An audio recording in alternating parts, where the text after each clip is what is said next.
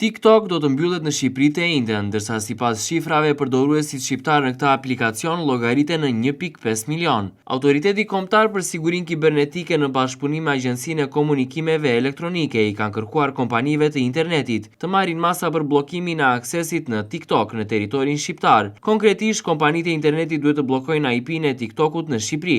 Televizioni 6+ Vlora zbardhe dhe shkresën. Autoriteti Kombëtar për Sigurinë Kibernetike ka kërkuar marrjen e masave të nevojshme për bllokimin e aksesit në aplikacionin TikTok dhe infrastrukturën e tij digjitale në territorin shqiptar, duke ndërmarrë veprimet e mëposhtme. Bllokimi i IP-ve të TikTok në territorin e Shqipërisë. Bllokimi i DNS-ve të TikTok në territorin e Shqipërisë. Bllokimi i SNI, Server Name Indications të TikTok në territorin e Shqipërisë. Në shkresën e Autoritetit Kombëtar për Sigurinë Kibernetike citohet baza ligjore dhe lista e të gjitha IP-ve dhe domeinve për të cilat kërkohet bllokimi i aksesit, bazuar në gërmën Ç të pikës 2 të nenit 30 të ligjit numër 54 fraksion 2024 për komunikimet elektronike në Republikën e Shqipërisë dhe gërmës E.1 të nenit 9 si dhe pikës 9 të aneksit e të rregullores së AKEP, numër 47 datë 26/10/2017 për zbatimin e regjimit të autorizimit të përgjithshëm. Çdo operator ose sipërmarrës që ofron shërbime ose rrjete të komunikimeve elektronike,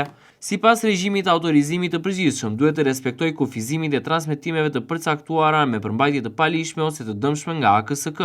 Për sa më lart ju përcjellim shkresën e AKSK-s dhe kërkojmë nga secili sipërmarrës ISP konfirmimin me shkrim në AKEP dhe për dijeni AKSK për mbylljen e aksesit të IP-ve dhe domeinve të cituara në shkresën e AKSK brenda datës 13 mars 2025, thuhet në dokument. 2 ditë më pas, Sali Berisha ka thirrur një protestë kundër vendimit të qeverisë për të bllokuar TikTok, mas që u ndërmor për sigurinë e fëmijëve.